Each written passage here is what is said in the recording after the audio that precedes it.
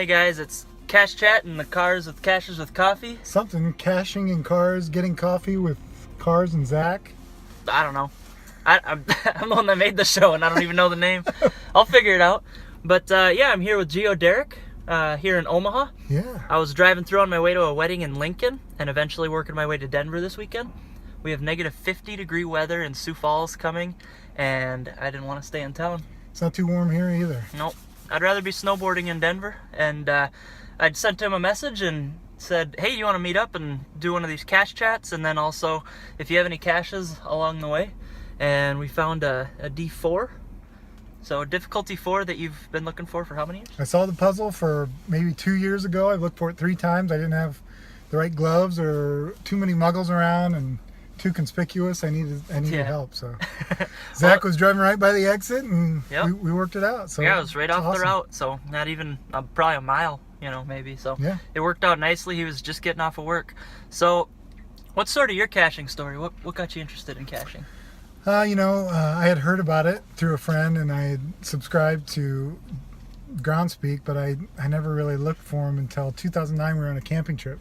Every year my family, the men in my family, my dad, my brother-in-law, my 3 boys, go on a camping trip, and we thought, that'll be an activity we can do. And my brother-in-law had a handheld GPS. We didn't have, smartphones or anything in 2009. So he brought it along. We found 2 on that trip, and I was totally hooked. I started going around even without a GPS, looking at satellite maps, trying to find caches, and I couldn't do it. I brought a really old one from a friend, and I just got really into it from there. Nice. Got into the numbers and. So do you use a GPS exclusively, or are you over a smartphone now? Yeah, I'm all smartphone now. The GPS is, I don't have a real expensive one, so it's kind of hard to, get the caches loaded on it and keep it updated all the time. So I see in a lot of your videos you're biking around and doing that. Is that do you use geocaching kind of as an excuse or motivation to exercise, or? Kind of. I mean, I guess I was geocaching before I was biking. I just started biking about 2 years ago. There's so many trails and good stuff around here that it was easy to. It's much easier to jump on the bike than to hike down the trail like 3 miles to get something. Yep. So, yeah, it's been a lot of fun. And I've been hiding a lot of caches along trails too. Oh, so good. That's cool. We like people that hide caches. I got about 70 around here. You got to come back. And, I'll definitely be down here. We'll look for some of those. Yeah, I gotta get that the webcam at. Is it Creighton or something? Yeah, there's a webcam at Creighton. I think.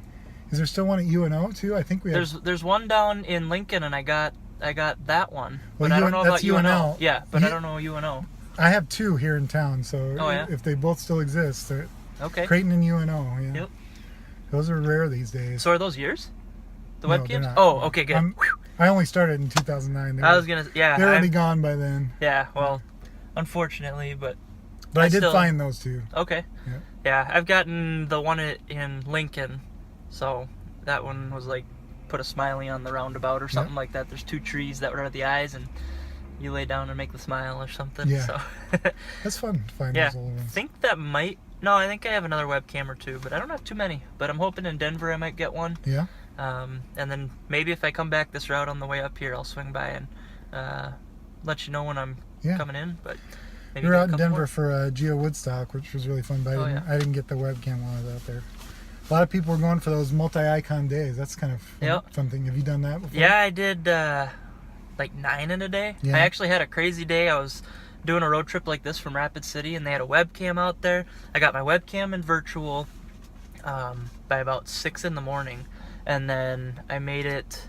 I know they had an earth cache that I had plotted out. I just grabbed a park and grab for the traditional right away, and then by the time I got back to Sioux Falls, there was an event that night. Yeah. I zipped over to Minnesota, and they had a CETO that you could get any day of the year. Oh, really? And so I saved that for then.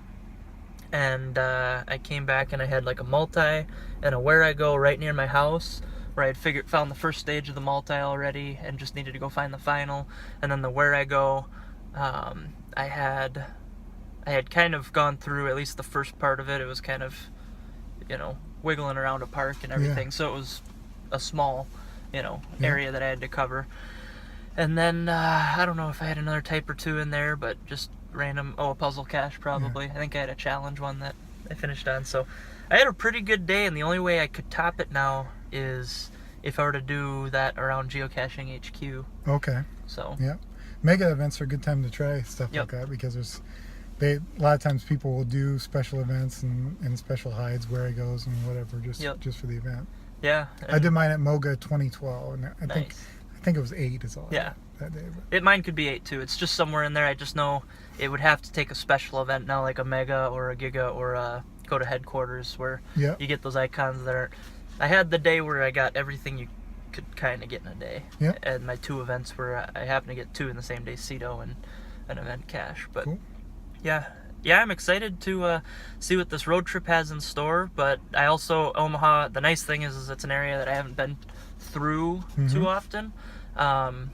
But it's not too far. It's, a good shopping day away from Sioux Falls. So it'd be nice to get down here and instead of shopping, do some geocaching. Yeah. Get a bunch of them. So Well, there's some good favorite point caches around, but Yep.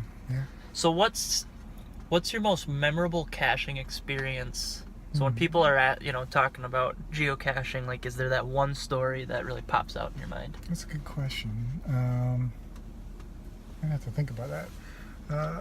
I've stumbled on like a dead deer carcass right next to one where you just turn around and it's We did a trail one time with my mom was with me, my dad, my brother-in-law, and it was kind of on gravel roads and stuff. We went to this one and we got out of the car and we had to walk like about 300 feet into the woods or whatever. And there was a giant pile of like turkey guts and feet.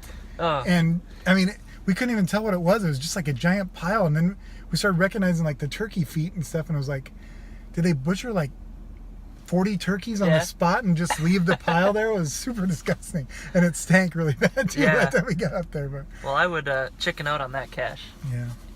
I don't know. A lot of my videos and a lot of my geocaching revolves around family and stuff like that. Yep. So, I mean, in terms of memorable experiences, like for my 1000th find, I got a really highly favorited cache here in town, and the rest of my immediate family isn't big into caching. I have 4 kids and a wife. Oh, nice. And they all came with me, which is That's a rare awesome. circumstance. The last 3 or 4 years, my kids have been going out on Father's Day with me geocaching. Okay. And we always take a video then, and that's been a lot of fun. And then just this last summer, we went to Colorado because my parents' 50th wedding anniversary is this year. Yep. And then we went to Geo Woodstock after, but I found my 3000th cache there with like 19 family members, extended family members. So that is awesome. So that kind of stuff sticks in my mind, I guess. I'm like the opposite. I'm like the undercover. Like nobody knows I geocache. Yeah. And nobody knows like I have, come out of the closet. You might as well admit it. Yeah. Nobody knows I do videos and have Yep. social media and stuff like that. Yeah. So it's kind of fun. It almost adds to the like I couldn't be a secret CIA agent. Right. Like whatever that building is that we're by here. Yeah, we're next to it is like an FBI place or something. We're next to like a secretive government building with 8-foot tall iron fences. It is. No trespassing, cameras all with over. With a geocache right on the outskirts. That's a good idea. And it was called Criminal Minds was the geocache we found. So but I just like the undercover aspect. I think I'll let my family in on the secret, as time goes along. Yeah. It's interesting because when I got into the vlogging part of it, I was trying to encourage my daughter who likes to watch YouTube to come out with me. I thought if I started making videos that she would want to do it with me. And she was in my very first video. Awesome. It hasn't really worked, but but I've met so many cool people. I mean, Joshua's been here several times, and I've done videos with him, and of course I meet people at mega events and talk to people online and Twitter, and we have US Geocaching Hour. Oh yeah, which, that's so much fun. Yeah, so that's Monday nights, Twitter, tweet chat. Yep.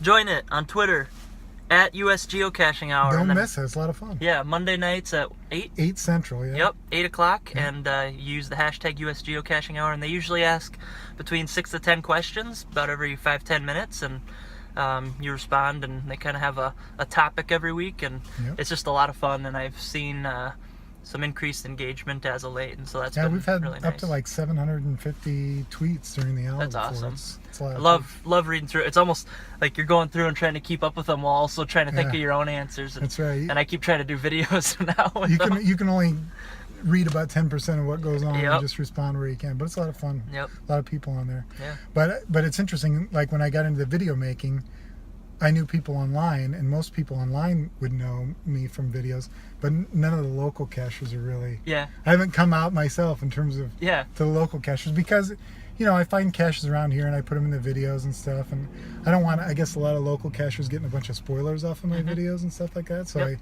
I'm really not advertising around town that I'm blogging. But, Yeah. yeah. I'm kind of the same way. Just, Eric is kind of my one wingman on those things, Yeah. but a lot of the caches that I do or will be doing are his, and they've been found by kind of the local group, Right. and so he's kind of fine with them getting out there. And if it motivates someone to come to our town, just like you, I'm sure you don't Right. mind if it brings people to Omaha for Yeah.